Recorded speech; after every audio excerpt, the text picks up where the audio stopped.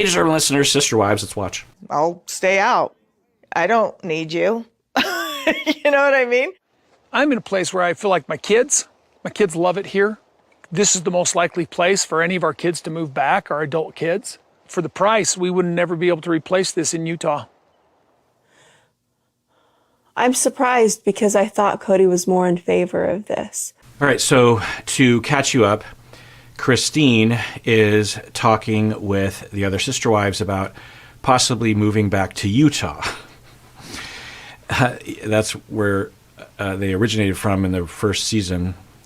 They were originally in Wyoming. Anyway, and a few episodes ago, well, let's go through my notes. So Robin said that she has been in 5 fights with Kody in 10 years, meaning that she doesn't fight often with Kody, but they've been fighting more lately, particularly about COVID precautions, I think, or maybe Robin is trying to tell Kody he has to try to reach out to the other sister wives more. I don't know. I'm not sure. They didn't go into detail. Robin and Kody talk about potentially having more kids, maybe adopting. Christine and Kody go on a little vacation together, but it doesn't really seem to do much. Janelle, I spelled Janelle wrong, but even though I'm the only one who looks at these notes, it bugs me. Janelle tries to get the other adults to agree to ground rules about how to talk when they are in group talks. Janelle seems to really be taking the role of the person, the glue, trying to bring everyone together. And I wonder if she's stepping into that role because she's more level-headed. I mean, level-headed is one way of putting it. She's also just less reactive. And since Kody is not providing that role, she is now. Anyway, and there were some talks between Christine and Kody about going back to Utah because the laws have changed. And I remember learning about this from Christine, who was in this group, you know, in AUB. I interviewed Christine, not this Christine, but a different Christine. And if I remember right, she was the one who told me that, yes, polygamy was illegal, but it was made not illegal a number of years ago. And I think they're at that point. So Christine misses Utah. She misses her family. She misses Lehi. She might miss the church. I don't know. And she brought up the possibility of moving back to Utah.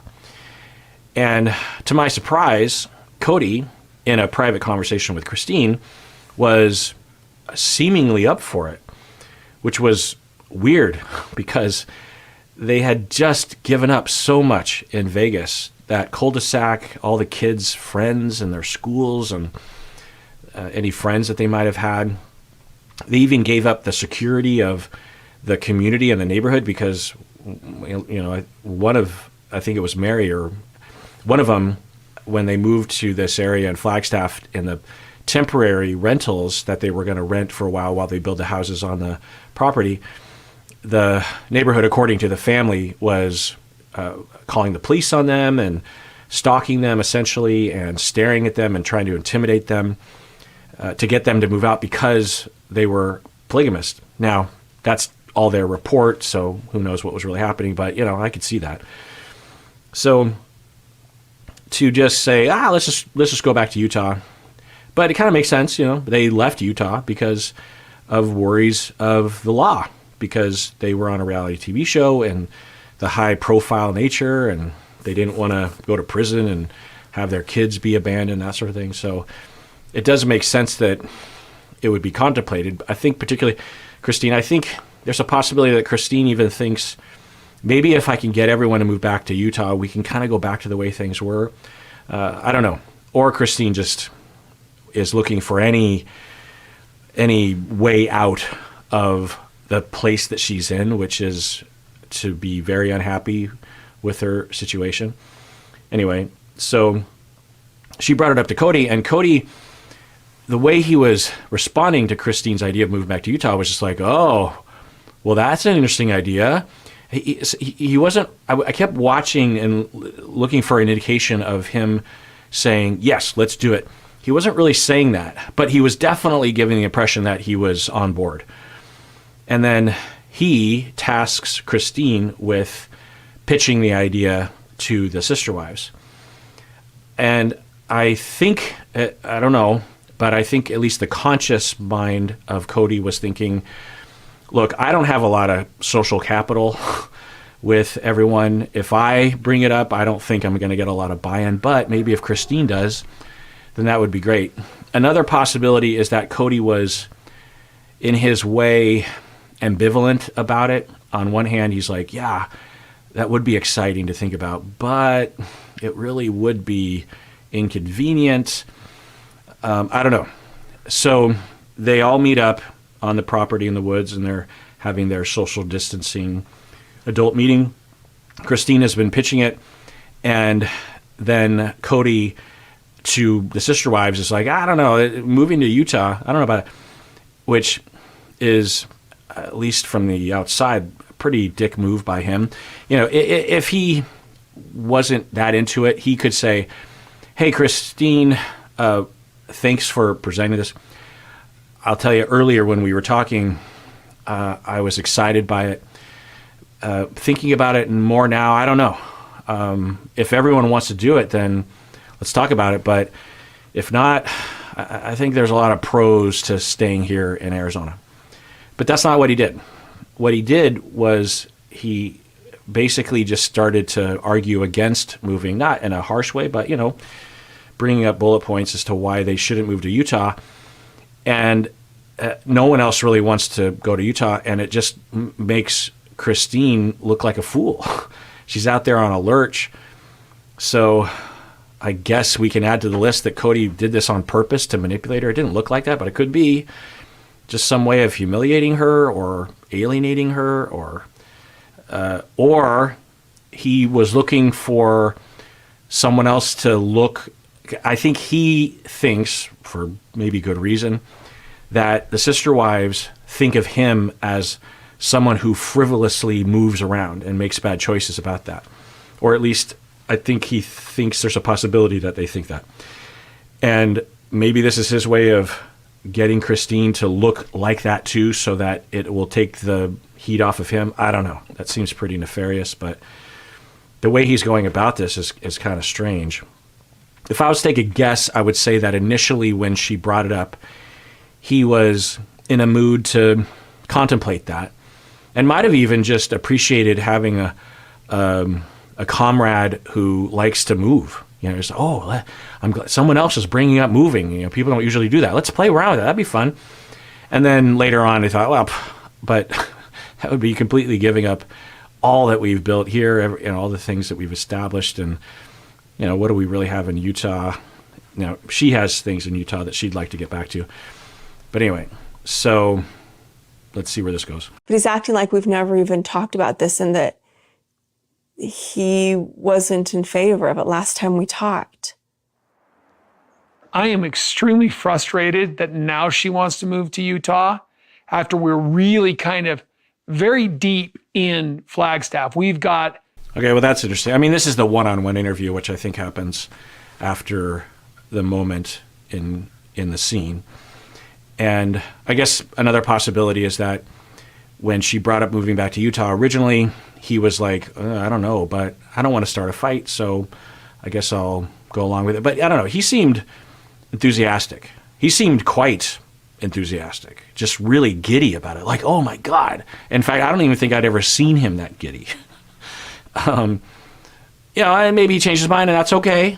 But you got to state it. You have to say, originally I wanted to, and I told her that basically, but I changed my mind and I thought it over and I don't want to do that anymore. That's okay, but don't act like you weren't communicating to Christy that you were into it. This episode is sponsored by BetterHelp. Regarding access to therapy, one of the barriers is that insurance companies can be difficult to work with. And this can make it difficult for clients, but it also means that for therapists to be able to pay off their student loans and pay their bills, they often have to charge fees that many clients cannot afford. There are various proposed solutions, but until those measures are established, we have to figure out other ways to help people to get the help that they need.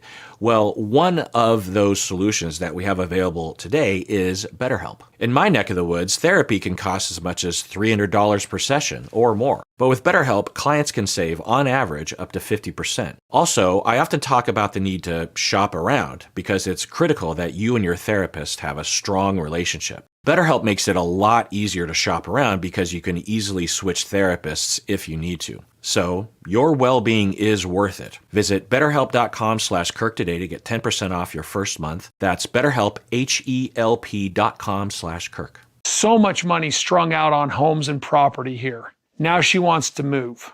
Present it to your sister wives. They've always been able to blame me because that's just one more of the double standards in plural marriage, is the husband always gets blamed. You have two wives complaining about each other. Guess what? It's my fault. Kids. Interesting.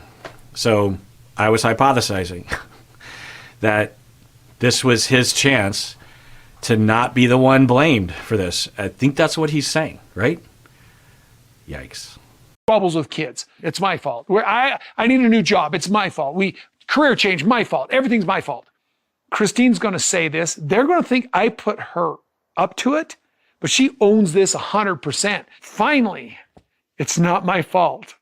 I think he literally put her up to it. I mean, she was the one who brought it up, and she was the one who was. So then you wonder, was his giddiness like, oh, goody, someone else gets to stick their neck out and get slapped back? Yikes. Yeah. I mean, hurt people, but yikes. Or is that too much to answer right now? That's too much. So your heart is really with going to Utah. I've been thinking about it since the polygamy got decriminalized, because to me it was just the next logical thought that would make the most sense. You aren't considering going there regardless, or are you? I don't know, Mary. Interesting. So Christine is saying, well, if y'all don't go, I might go myself. She's not saying that she will, but she's not saying that she won't. Is everybody, I mean, can we sensitively consider, Christine, that you sort of feel torn? I don't know if it's torn really, that you feel and keep moving forward with this property and just always keep that thought that that's what you want? I get where Janelle is coming from, but I don't think they know, and I don't think it would be natural for them to know the depths of Christine's mood and demoralization right now. At least I'm detecting it, because I think there's a possibility that she saw Utah as more than just, well, it's decriminalized now, so let's move back. She might have really seen this as a last-ditch effort to be happy. And maybe it's even true that she would be happy in Utah. I don't know. Or the nature of the betrayal from Kody in this moment is so overwhelmingly clear to her that it's just flipping her world. I think her world is flipping over. I don't think this is just like, oh, bummer. I think she, at the beginning of this whole thing, when she was presenting the case of moving to Utah, she seemed really into it. And I think she felt very emboldened by the fact that she thought Kody was on board. And, having him on board at least is to have an ally in the effort, but could make or break the whole thing, right? Because he's the one who's supposed to dictate everything. So I think, for Janelle to ask that question, I think it's natural, but I don't think it's, hopefully someone notices what's going on. You would think that her husband would, but I don't think Kody cares. I don't think he cares. I think he's done. I think Christine is done with him. So I wouldn't be surprised if she moves back to Utah by herself. I'm trying to honor you, but see if we can keep moving forward here.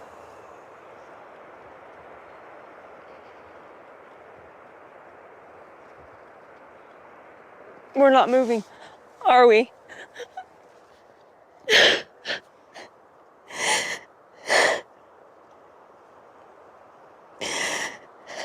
Yeah, it doesn't seem like, only sadness. It seems like a panic or some kind of deep pain, right? It's not just like, oh, bummer. It seems like a lot is happening right now. I don't know what that is exactly, but I could imagine. I wouldn't be surprised if in this moment she's like, oh, that's it. That's the end. I've been thinking about this for years. That's the end. I'm leaving this family. And what does that mean? What is that? I'm speculating, of course, but now I could see a scenario where things calm down with the pandemic and they move on the property and, they're all really close to each other and it's this idyllic little polygamy compound of some kind and they rebalance. Maybe they don't go back to the way things were, but it's good enough. I could see that. All right. I want to remind people that we have a website, of course, and there's a lot of, I think interesting things on there. I spent a lot of time really writing and trying to be concise and thinking about what I would write on the About Us pages. I have a page for the podcast history and also about me as a clinician and about my personal life and stuff. And there's other things there, bios of Bob and Berto and Rebecca and Alina and Stacy, all the employees of this thing called Psychology in Seattle. And there's also a list of every audio episode we've ever released. And by audio episode, I mean the podcast, because some of those episodes are also video, but I hope you know what I mean. But yeah, you can go to the website if you want. And everyone out there, please take care of yourself because you deserve it. You really, really do.